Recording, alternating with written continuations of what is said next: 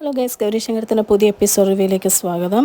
നമ്മുടെ ചാനൽ കാണുന്ന പല കൂട്ടുകാരും സബ്സ്ക്രൈബ് ചെയ്യാതെയാണ് കേട്ടോ കാണുന്നത്. ദയവേത് എല്ലാവരും സബ്സ്ക്രൈബ് ചെയ്യും, ആ ബെൽ ബട്ടൺ എനേബിൾ ചെയ്യുകയും ചെയ്ത് കഴിഞ്ഞാൽ നമ്മൾ അപ്ലോഡ് ചെയ്യുന്ന ലേറ്റസ്റ്റ് എപ്പിസോഡിൻ്റെ അപ്ഡേറ്റ്സ് അപ്പോൾ തന്നെ നമ്മൾ അപ്ലോഡ് ചെയ്യുമ്പോൾ നിങ്ങൾക്ക് നോട്ടിഫിക്കേഷൻ വരുന്നതായിരിക്കും. ഇന്ന് നമ്മുടെ ഗൗരിക്ക് പനിയൊക്കെ ഇച്ചിരി കുറവുണ്ട് കേട്ടോ. അപ്പോൾ ശങ്കർ പറയുകയാണ്, കിടാവേ നിൻ്റെ പനി കുറഞ്ഞല്ലോ എന്നൊക്കെ പറഞ്ഞ് രണ്ടുപേരും പരസ്പരം ഇങ്ങനെ സംസാരിച്ചുകൊണ്ടിരിക്കുകയാണ്. അപ്പോഴും ശങ്കർ പറയുന്നുണ്ട് എന്നാലും ആശുപത്രി പോകാമെന്ന് പറയുമ്പോൾ ഗൗരി പറയുന്നുണ്ട് ആശുപത്രി പോയാൽ ശങ്കറിൻ്റെ കെയറിങ് കിട്ടത്തില്ലല്ലോ, അതുകൊണ്ട് ഇത് മതിയെന്ന് പറഞ്ഞിരിക്കുകയാണ് കേട്ടോ. ആ സമയത്ത് ഗംഗ ഇതെല്ലാം കണ്ടിങ്ങനെ സന്തോഷിച്ച് നോക്കി നിൽക്കുവാണ്. രാധാമണി തങ്കച്ചി കാണുമ്പോഴേക്കും ഗംഗ മനസ്സിൽ പറയും, എന്നാൽ ഇനി പയ്യെ ആക്ടിങ് തുടങ്ങിയേക്കാം എന്ന് പറഞ്ഞിങ്ങനെ രാധാമണി തങ്കച്ചി കാണുമ്പോൾ ഇങ്ങനെ പിണങ്ങി പരിഭവത്തോടെ നിൽക്കുന്നവർ നിൽക്കുവാണ് കേട്ടോ. അപ്പോഴേക്കും നമ്മുടെ രാധാമണി തങ്കച്ചി ചോദിക്കുവാണ്, എന്താ ഗംഗ മോളെ എന്ത് പറ്റിയെന്ന് ചോദിക്കുവാണ്. അപ്പോൾ നമ്മുടെ ഗംഗ പറയുന്നുണ്ട്, ഇതേ നോക്ക് ശങ്കർ കാണിക്കുന്നുണ്ട്, ശങ്കറിന് എന്നോട് ഒരു സ്നേഹം ഉണ്ടെന്ന് എനിക്ക് തോന്നുന്നില്ല രാധമായി എന്നൊക്കെ പറഞ്ഞിങ്ങനെ ഓരോ പരിഭവം പോലെ പറയുവാണ് കേട്ടോ. എന്നിട്ട് പറയുക, ഞാൻ വെറുതെ ആശിക്കുന്ന ബാക്കിയാവുമെന്ന് എനിക്ക് തോന്നുന്നത് എന്ന് പറയുമ്പോഴേക്കും രാധമായി പറയുന്നുണ്ട്, അതിപ്പോൾ അസുഖം വന്ന് ആരായാലും നോക്കുമല്ലേ മോളെ, ഈ വീട്ടിലെല്ലാവരും അതങ്ങനെയാണ്, അത്രേ ഉള്ളൂ എന്ന് പറയുകയാണ്. അപ്പം മനസ്സിൽ ഗംഗ പറയുകയാണ്, രാധമ്മയുടെ മരുമോളായിട്ട് ഞാനെങ്ങാനും വന്നിരുന്നു ഇപ്പോൾ രാധമ്മേനെ ഞാൻ തന്തൂരി ചിക്കൻ ആക്കിയേനെ എന്ന് പറഞ്ഞിട്ട് പയ്യെ ചിരിച്ചിട്ട് അങ്ങ് പോവുകയാണ് കേട്ടോ. അത് കഴിയുമ്പോഴത്തേക്കും ഗംഗ മുറിയിരുന്ന് അവരുടെ കാര്യം ഇങ്ങനെ ആലോചിച്ച് സന്തോഷിച്ചിരിക്കുമ്പം വീണ്ടും രാധമായി വരുന്ന കാണും കേട്ടോ. പിന്നെ ഗംഗ ആക്ടിങ് തുടങ്ങുവാണ്.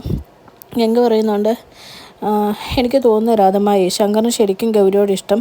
ഞാനൊരു കാര്യം പറഞ്ഞു കഴിഞ്ഞാൽ രാധമായി ദേഷ്യപ്പെടുമോ എന്നൊക്കെ ചോദിക്കുകയാണ് കേട്ടോ. ഇല്ല എൻ്റെ ഗംഗമോൾ പറയാമെന്നും പറഞ്ഞ് രാധമായി ചോദിക്കുകയും ചെയ്യുകയാണ്. അപ്പോൾ പറയുകയാണ്, എനിക്ക് തോന്നുന്നു ഗൗരിയുടെയും ശങ്കറിൻ്റെയും ആത്മാർത്ഥ സ്നേഹമാണ്, സ്വന്തം മരുമോളായിട്ടല്ല മകളായിട്ട് രാധമായി ഗൗരീനെ കാണണം എന്നൊക്കെ പറയുകയാണ് കേട്ടോ. ഇതൊക്കെ കേൾക്കുന്ന രാധാമണി തങ്കച്ചിക്ക് ദേഷ്യം വരുവാണ്.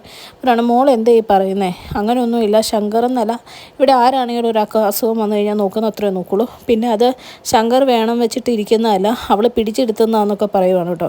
എന്നിട്ട് അവളെ എങ്ങാനും മകളായിട്ട് കാണേണ്ട വന്നു കഴിഞ്ഞാൽ ഞാൻ പിന്നെ തൂങ്ങി ചാവത്തേ ഉള്ളൂ എന്നൊക്കെ രാധാമണി തങ്കച്ചി പറയുവാണ്. അത് കഴിയുമ്പോൾ പറയുകയാണ്, ശങ്കറിൻ്റെ മനസ്സിനാകെ നീ മാത്രമേ ഉള്ളൂ, നീ എങ്ങനെയും ശങ്കറിനെ സ്വന്തമാക്കണം, അതാ ഈ രാധാമണി തങ്കച്ചിയുടെ ഏറ്റവും വലിയ ആഗ്രഹം, അതിന് വേണ്ടിയിട്ട് രാധാമണി തങ്കച്ചി എന്നും പ്രാർത്ഥിക്കുന്നതെന്നൊക്കെ പറയുവാണ് കേട്ടോ.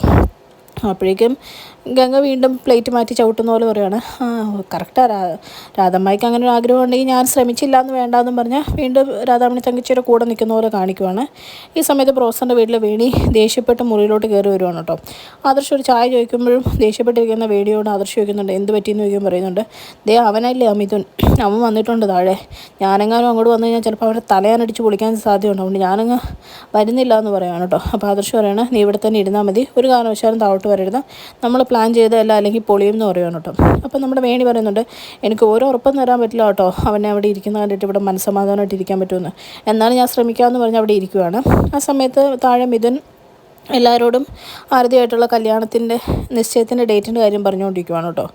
അപ്പം എല്ലാവരും പറയുന്നുണ്ട്, ഓക്കെ കല്യാണം ഉറപ്പീരെന്തായാലും വലിയ താമസിക്കാതെ തന്നെ നടത്താം, അതിനാർക്കും കുഴപ്പമില്ല എന്ന് പറയുമ്പോൾ ആദർശങ്ങ് വരുന്നുണ്ട്. ആദർശിനെ കാണുമ്പോഴേക്കും ഇതും പിന്നെ ഭയങ്കര സ്നേഹത്തോടെ പിടിച്ച് വരൂ വന്നിരിക്കുമെന്നൊക്കെ പറയുന്നുണ്ട്. ആദർശ് പറയുന്നുണ്ട്, കുഴപ്പമില്ല ഞാൻ തന്നെ ഇരുന്നോളാം എന്ന് പറഞ്ഞാൽ അവിടെ ഇരിക്കുന്നുണ്ട് കേട്ടോ. ആദർശ് പ്രത്യേകിച്ച് ഭാവവ്യത്യാസമൊന്നും കാണിക്കുന്നില്ല. അത് കഴിയുമ്പോഴത്തേക്കും ആദർശിനോട് എല്ലാവരും പറയും, വേണി എന്തി, വേണി മോളെ കൂടെ വിളിക്കുമെന്ന് പറയുമ്പോഴേക്കും ആദർശ് പറയും, വേണ്ട അവളെ വിളിക്കേണ്ട, അവൾക്കൊരു തലവേദനയായിട്ട് അവിടെ കിടക്കുക, കുറച്ച് നേരം ഉറങ്ങട്ടെ എന്ന് പറയുകയാണ് കേട്ടോ. അത് കഴിയുമ്പം എല്ലാവർക്കും എന്തോ പെട്ടെന്ന് ഒരു നിമിഷം ഒരു മൗനം പോലെയാണ്. എന്നിട്ട് പിന്നെ മുത്തശ്ശി പറയും, എന്തായാലും നമുക്ക് ഏറ്റവും പെട്ടെന്നുള്ള ദിവസം തന്നെ നോക്കാം, തലക്കുറി രണ്ടുപേരുടെയും കൊണ്ട് ജോത്സ്യനെ കാണിച്ചിട്ട് നിശ്ചയത്തിൻ്റെ ഡേറ്റ് എടുക്കാമെന്ന് പറയുമ്പോഴേക്കും ഇതും പറയണം, അതും കൂടെ പറയാൻ വേണ്ടിയിട്ടാണ് ഞാൻ വന്നേ, അത് ഞാൻ തന്നെ ഒരു സ്ഥലത്തുനിന്ന് കുറിപ്പിച്ചുകൊണ്ട് വന്നിട്ടുണ്ട്, ഈ മാസം അവസാനം 2 ദിവസവും അടുത്ത മാസം ആദ്യം ഒരു ദിവസവും നല്ല ദിവസങ്ങളായിട്ടുണ്ടെന്ന് പറഞ്ഞ് ശ്യാമപ്രസാദിൻ്റെ കയ്യിലോട്ട് കൊടുക്കുവാണ് കേട്ടോ. അപ്പോഴേക്കും മുത്തശ്ശി പറയുകയാണ്, എന്നാൽ നമുക്ക് നമ്മുടെ ജോത്സ്യനെയും കൂടെ ഒന്ന് കാണിക്കാമെന്ന് പറയുമ്പോഴേക്കും പെട്ടെന്ന് ആരതി പറയുന്നുണ്ട്, അത് വേണ്ട അച്ഛാ, അത് മിഥുനെ സംശയിക്കുന്ന പോലെ ആവുമല്ലോ എന്ന് ചോദിക്കുമ്പോൾ മിഥുൻ പറയുന്നുണ്ട്, അങ്ങനെയൊന്നുമില്ല, എനിക്ക് വേറെ കുഴപ്പമൊന്നുമില്ല, എവിടെയാണെന്ന് വെച്ചാൽ കാണിച്ചോളൂ, പിന്നെ എനിക്ക് 2 ഡിമാൻഡേ ഉള്ളൂ കല്യാണത്തിൻ്റെ കാര്യത്തിൽ എന്ന് പറയുകയാണ് കേട്ടോ. അപ്പോഴേക്കും ആദർശ് ചോദിക്കുക, എന്താ ഡിമാൻഡ് എന്ന് ചോദിക്കുമ്പോഴേക്കും പറയും, ആദ്യത്തേത് ചെറിയതായിട്ടൊരു ഫംഗ്ഷൻ മതി, അത് നിങ്ങൾക്ക് കൂടെ സൗകര്യമുള്ള ഈ 3 ദിവസത്തിൽ ഏതെങ്കിലും ഒരു ദിവസം സെലക്ട് ചെയ്യുക, രണ്ടാമത്തത് ഗൗരി ശങ്കറും നിശ്ചയത്തിന് വരാൻ പാടില്ല എന്നാന്ന് പറയും കേട്ടോ. പെട്ടെന്ന് നന്ദിനിയമ്മയുടെ പ്രോസൻ്റെയൊക്കെ മുഖം വാടുവാണ്. ആരും പ്രത്യേകിച്ചൊന്നും മിണ്ടുന്നില്ല. ആദർശിന് ദേഷ്യം ഉണ്ടെങ്കിലും ആദർശ് അത് പ്രകടിപ്പിക്കുന്നില്ല കേട്ടോ. പക്ഷെ മുത്തശ്ശിക്ക് ദേഷ്യം വന്നിട്ട് മുത്തശ്ശി പറയാണ്, ഇനി ലോകം തന്നെ ഇടിഞ്ഞു വീഴുക എന്ന് പറഞ്ഞാലും എൻ്റെ ഗൗരിയും ശങ്കറും ഇല്ലാത്തൊരു പരിപാടി ഇവിടെ നടക്കാൻ പറ്റില്ല, അത് നടത്താനും പറ്റത്തില്ല എന്ന് പറയണം കേട്ടോ. അപ്പോഴേക്കും ഇതും പറയുകയാണ്, ഞാൻ എൻ്റെ സൈഡിലെ കാര്യം പറഞ്ഞു എന്നേ ഉള്ളൂ, നിങ്ങൾ ആലോചിച്ചിട്ട് ഒരു തീരുമാനം പറഞ്ഞാൽ മതി കേട്ടോ. പിന്നെ എല്ലാവരും അവിടെ ഇങ്ങനെ ചിന്തിച്ചുകൊണ്ടിരിക്കുന്നതാണ് കാണിക്കുന്നത്. ഇതും പോകുന്നുണ്ട്. രാത്രിയിൽ ഗൗരിയുടെ പനി വീണ്ടും നോക്കുവാണ് കേട്ടോ. നമ്മുടെ ശങ്കർബായ്. പനി കുറഞ്ഞെന്ന് കാണുമ്പോഴേക്കും ശങ്കർബായ് ഉറങ്ങിയിരിക്കുന്ന ഗൗരിയുടെ അടുത്ത് വരുന്നു പറയും, നിന്നെ കാണാൻ ഉറക്കത്തിൽ പോലും എന്ത് ചേല പെണ്ണേ, നീ ആണെങ്കിൽ എൻ്റെ കാര്യത്തിൽ പേടിക്കുന്നു എന്നും പറഞ്ഞ് ഞാൻ നിന്നെ എന്തോരം കളിയാക്കിയിട്ടുണ്ട്.